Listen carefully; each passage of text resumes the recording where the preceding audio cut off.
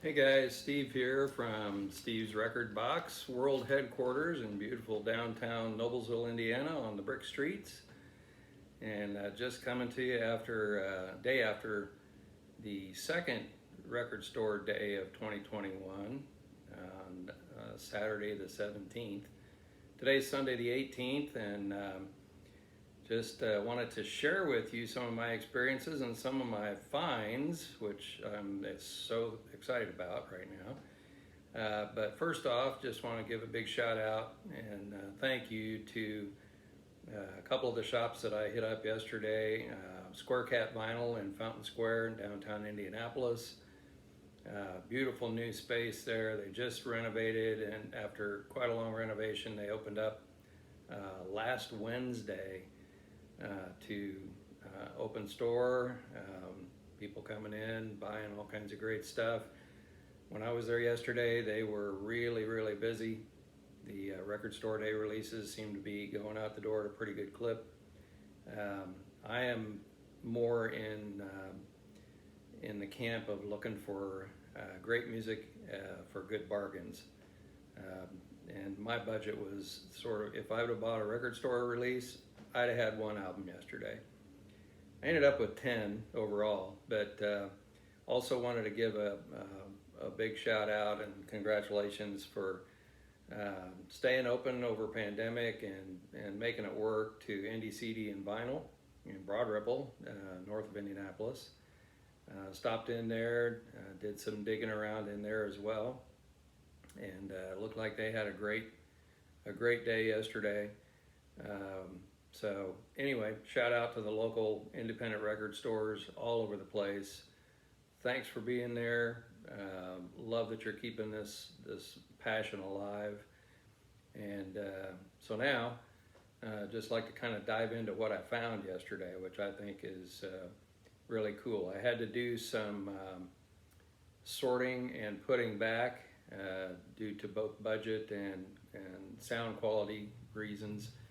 Square Cat in particular has what in my younger days would have been listening booths in their store, where you can put a vinyl on a turntable, throw on some headphones, and see what it's really sounding like if it's a used piece, which is exactly what I did. So at any rate, I picked a bunch of stuff. I sorted it down to where I could felt good about what I was getting.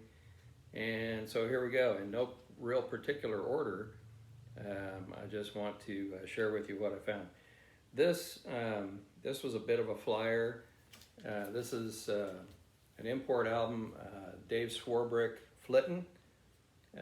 Dave Swarbrick, I knew the name from work he'd done with Jethro Tull and other groups. He is a fiddle player mainly, also does mandolin. British, and when I looked at the lineup on the back of this solo album, basically it's one of the lineups of Jethro Tull backing him up, plus Richard Thompson. I don't think you can go wrong with that lineup. And I've sampled a little bit of it. It's all instrumental, real Celtic sort of sound to it, as you might imagine. And beautiful. I mean, just a beautiful record. In great shape.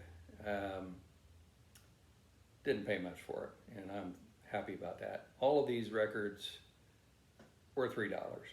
So that's encouraging to me, that knowing that a lot of records out there are going for some big bucks these days, and rightfully so. Some of them are just hard to find. There's not many of them out there in good shape. And to find great records in good condition for $3, win-win. So check out Dave Swarbrick. He has done a lot of work, sideman work for other groups, and just does some beautiful work. So anyway, there's one.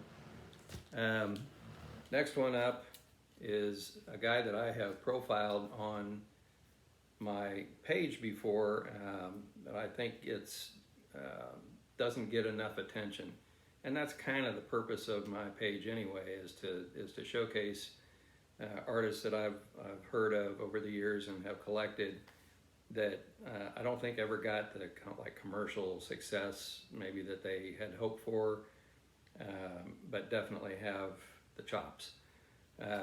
Jess Roden, as I mentioned, I've profiled before, British, blue-eyed soul singer, does some funky stuff. This one I didn't have. This is Stone Chaser. I've got probably 3 or 4 of his other albums. Check out Jess Roden when you get the opportunity. I mean, he can blow. And this, he has a pretty good lineup on this one. It was one of his later albums, including Leon Pendarvis and also Luther Vandross, some other really great session people that I've heard of on other records. Really pretty record, just kind of a nice blue-eyed soul kind of sound with a little funk added in for spice. So check out Jess Roden. This happened to be, and I was lucky to get it, a promo copy. And so usually that means an early run in the pressings, and that typically means a little better sound quality overall on analog stuff. So yeah, I'm good with that. Next one, I can call this guy, I think, a friend of mine now. And if you've seen my posts on Facebook, you've seen me profile Brian Duncan before. I actually worked on a promotion to bring Brian in and for a concert here in Noblesville at our local church. Brian's Brian. He has a voice for the ages. If this tells you anything, when he was young, and he was very young, this was one of his first solo albums. He was brought in to be the lead singer for Toto. And he had to make some choices then because Brian's a straight up Christian dude, and he chose not to go into secular music and to follow his path with Christian music. So he was in, for a period of time, the Sweet Comfort Band, which a lot of people might recognize, and then went off on a solo career, and he's got, I forget how many, 15 or 20 albums as a solo artist. And another blue-eyed soul guy who can just bring it. This is Holy Rollin', 1986, and it's in outstanding condition. I have, I think, all of his solo work, but on CD. I've never found one on vinyl. And I saw this in the stack and grabbed it and looked around to make sure, nobody was coming up to take it from me. And then checked out the quality of the vinyl. It's in like almost perfect condition. So is the cover. So my friend, I've already texted him this morning and said, hey, look what I found yesterday at Record Store Day. And he texted back and said, it's a miracle. I believe it might have been. So anyway, if you ever get a chance, he's got all kinds of stuff on YouTube, and I'd probably start there. Just put in Brian Duncan and start listening. You won't be disappointed. Brian Duncan. So the next couple are people I know you've heard of.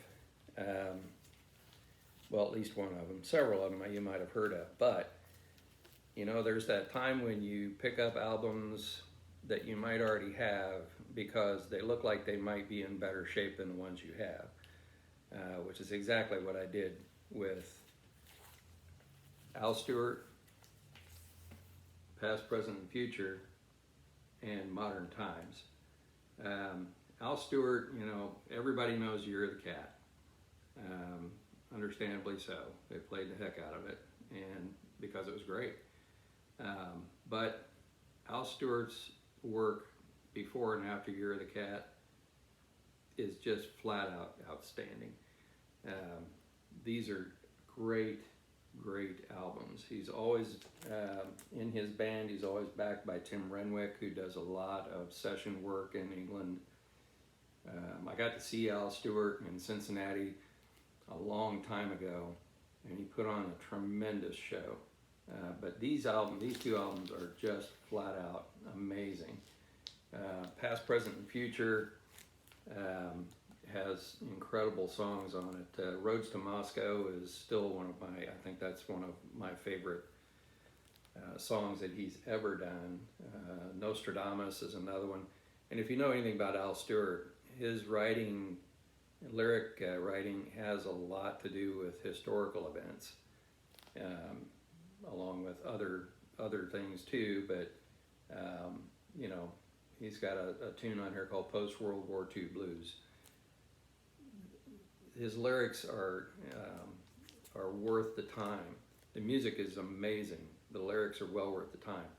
And if you probably don't know this about me, but I grew up as an instrumental player, and so when it came to lyrics, it's kind of a secondary background thing to me.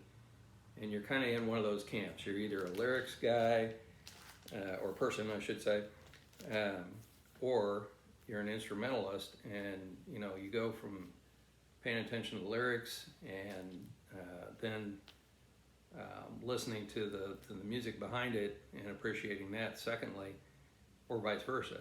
Well, I listen to the instrumental part first, and then if the lyrics grab me, fine. If they don't, it's just part of the music. But this is both. This is both in a great package. These copies were in excellent condition. I haven't checked them out yet to see if my copies of these are better or worse, but I know that this is somebody who, if my copies are better, I will pass these along to a friend or something like that, just because this is music that needs to be heard, and that's part of my focus here. So, Al Stewart. This next band is kind of it's a band from the 70s, early 70s up through probably the latter 70s, early 80s, from Indianapolis. I actually went to high school with the bass player and one of the lead singers and instrumental guys, Mason Prophet. And I've profiled them on here before as well. Mason Prophet is an incredibly wonderful band that everybody should have and listen to. They put out albums on independent labels until they got picked up by Warner Brothers because of their regional popularity. And so their latter releases were all on Warner Brothers. Their early releases were on a label called Happy Tiger, of which, great stuff. The distribution probably sucked, but anyway, Mason Prophet has sort of a, how would I put this, a country psychedelic rock and roll tinge to it. They open for people like the Dead and groups of that nature numerous times, and were huge in the Midwest. I'm not sure how far that popularity went outside the Midwest, but in concert, they could just tear the roof off the place. Wonderful instrumentalists, beautiful songwriting, great singers. John Talbot and Terry Talbot brothers went on after Mason Prophet and put out some albums under the Talbot brothers name. Also great. And then they each have solo careers. Interestingly to me, John Talbot, who I went to high school with, ended up becoming a monk, and still writes music, still puts music out that is very, very Christian oriented, beautiful stuff. He's a great player and a wonderful singer. But the Mason Prophet days, these are my high school guys that just made great music out of thin air. So if you ever see a Mason Prophet album in good shape, good enough shape you can bear to listen to it, And this one is, can't believe I found one that is in this graded condition. They're all great. It doesn't matter which one you pick up. You'll pick up one, listen to it. Next thing you know, you're searching for all the rest of them. So get some Mason Prophet. Somebody else that that you've probably heard of, I'm sure a lot of you have heard of, but I just didn't have this record, and the cover's in okay shape, the record's in really nice shape. But Donovan in concert, Mellow Yellow Donovan, and Season of the Witch, and so forth. But this is a live recording. And I've seen it before, it's been a while. I wish the cover were a little cleaner. It's not bad, there's a little ring wear. It's been probably in and out of somebody's box or collection that wasn't like super clean and whatever, but it's in good shape. No, there's no splits in the cover and that kind of thing. Has an old store sticker on it for 98 cents.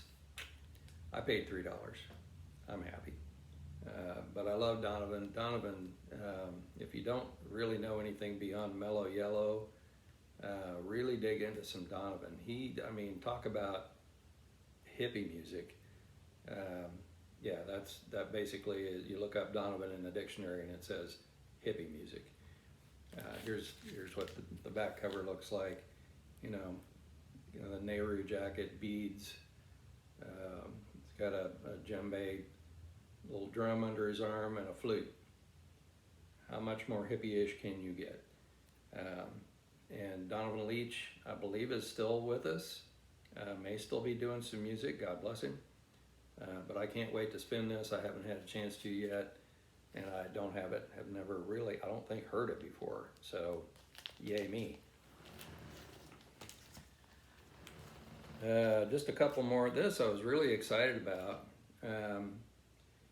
because this is one of the first bands I ever saw in concert, and I had never personally seen this album before. Tower of Power, East Bay, Greece. So this is, San Francisco hippie music, but Tower of Power was littered with a lot of Hispanic or Latino musicians, and were world renowned for their horn section. Kind of like Chicago, the Muscle Shoals horns. Tower of Power's horn section were, they'd loan out to others because they were a tower of power. But I was checking this out in the store, and it looked a little sketchy. I could see some surface scratches and scuffs. Wasn't super clean. The album or the cover is in nice shape, but I was kind of worried about the sound on the vinyl. And this is from 1970, by the way. There they are, Tower of Power. So I tested it at the listening station, played through with no sound. Very little, minimal. You expect a few little pops here and there on old vinyl. So I was thrilled that this played through because I didn't want to have to put it back in the racks, and I didn't. So Tower of Power, I believe I saw them at the Fairgrounds Coliseum in Indianapolis in maybe the first or second concert I ever went to, and they were opening for, was it Frank Zappa?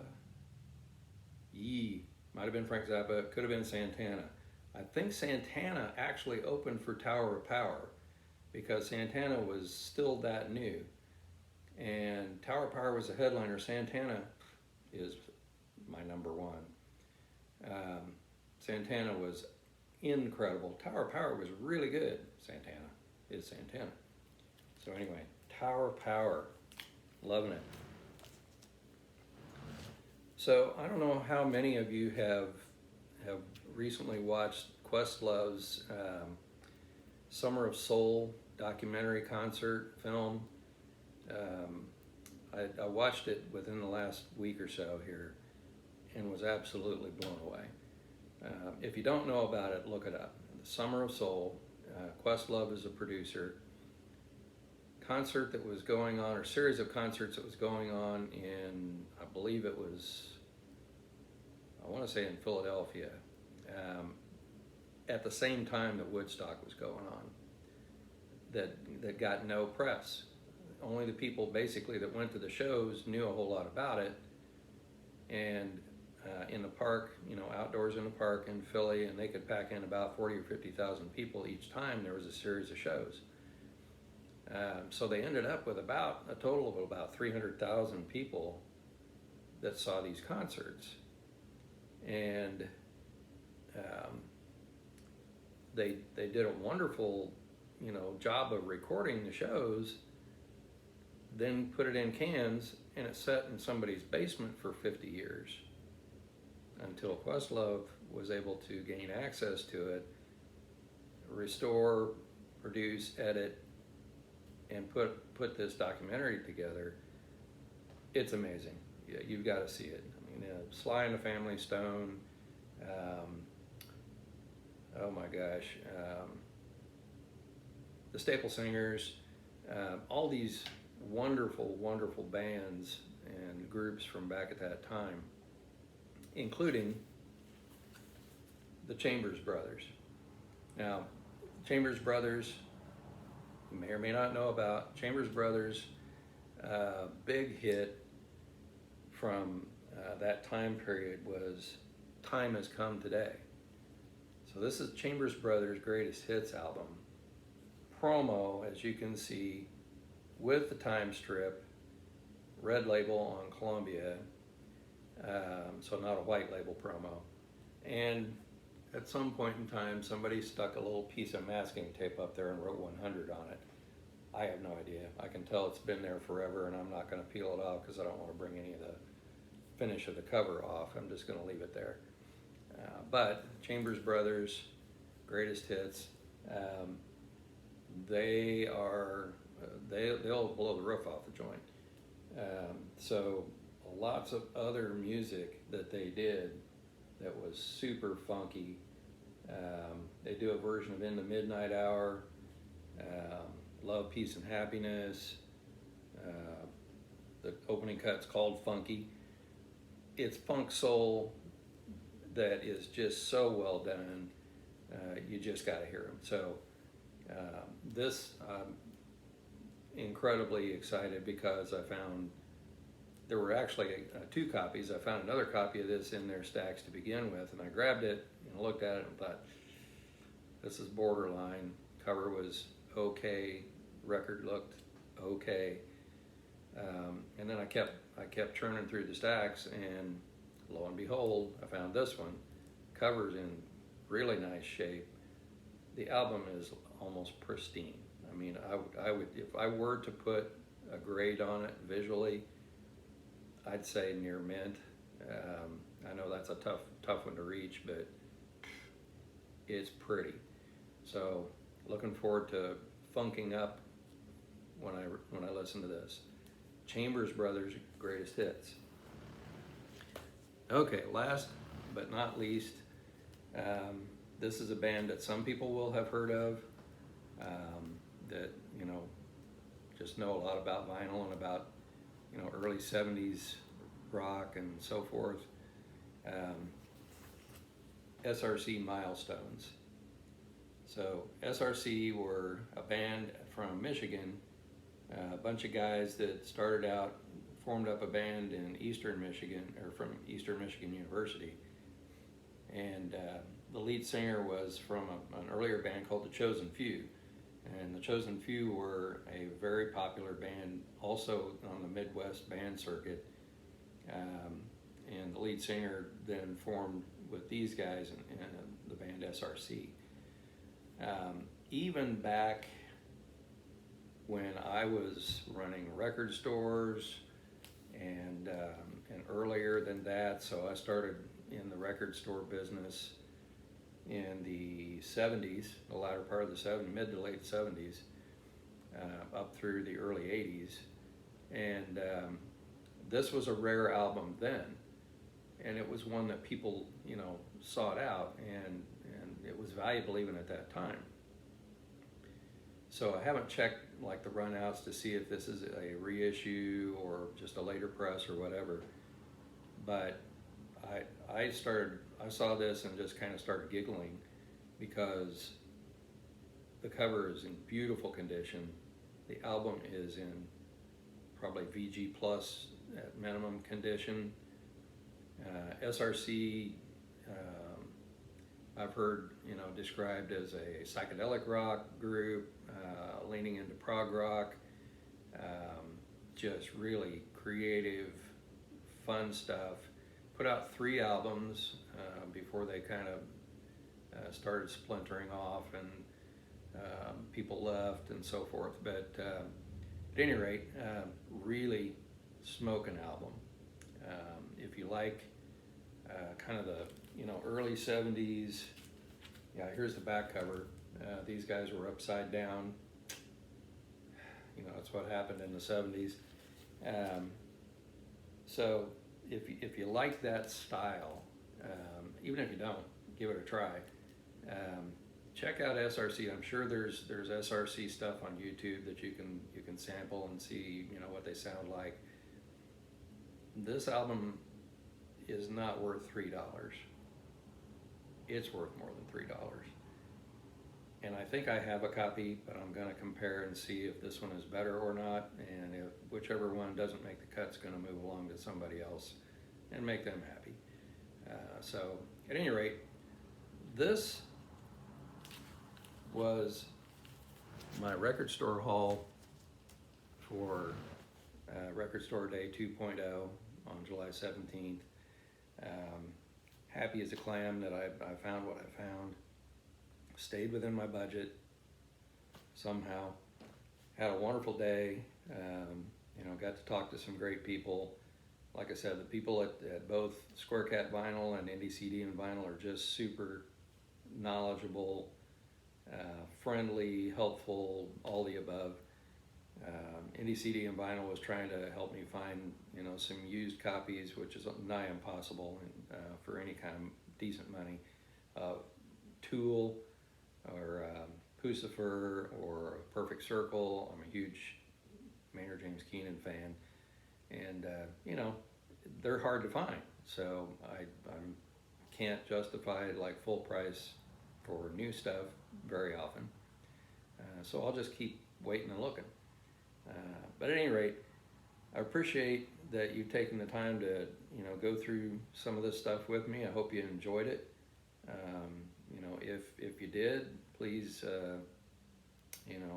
like and share as you're able to, and we'll get around to looking at some other stuff here very soon and get that posted up so you guys can get out there and dig for some more vinyl.